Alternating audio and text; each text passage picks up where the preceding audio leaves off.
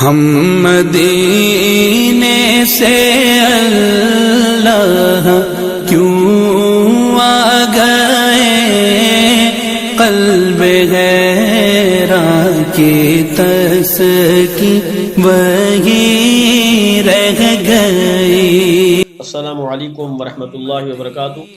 امید کرتا ہوں آپ خیر و عافیت سے ہوں گے۔ میں ہوں قاری محمد امجد اور آپ دیکھ رہے ہیں میرا یوٹیوب چینل وظائف نبوی۔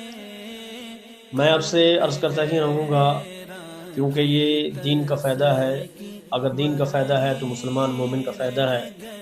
آپ سے کہ آپ ہمارے وظائف نبوی چینل کو سبسکرائب کریں اور بیل آئیکن کے بٹن کو دباتے رہیں تاکہ ہماری نئی آنے والی ویڈیو اس کا نوٹیفیکیشن آپ تک پہنچتا رہے اور آپ اس سے فائدہ حاصل کرتے رہیں۔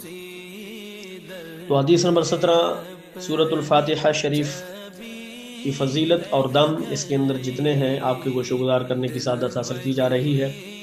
تو آئیے چلیے حدیث سنتے ہیں۔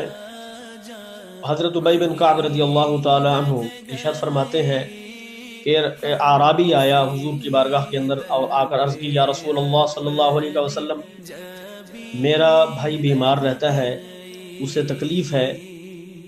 تو حضور نے فرمایا، آپ کے بھائی کو کیا ہے؟ عرض کرتا ہے، یا رسول اللہ صلی اللہ علیہ وسلم، میرے بھائی کو اسیب کی تکلیف ہے۔ تو حضور نے فرمایا، جاؤ لے آؤ۔ تو جب وہ شخص لے کر حضور کی بارگاہ کے اندر اپنے بھائی کو آیا تو حضور نے اسے اپنے سامنے بٹھا دیا اور سورۃ الفاتحہ شریف کی تلاوت کی، دیگر آیات بینات پڑھیں اور اس پر دم کر دیا۔ اور جب دم کیا وہ لڑکا اٹھ کھڑا ہوا، گویا کہ اسے کبھی تکلیف ہوئی ہی نہیں ہے۔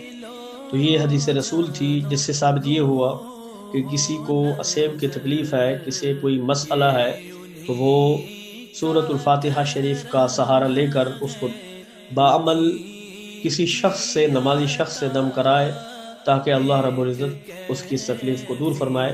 امید کرتا ہوں آپ اس سے فائدہ حاصل کریں گے اور ہمیں اپنی پیاری دعاؤں میں یاد رکھیں گے۔ اللہ رب العزت ہم سب کا حامی و ناصر ہو۔ انہی کا کرم ہے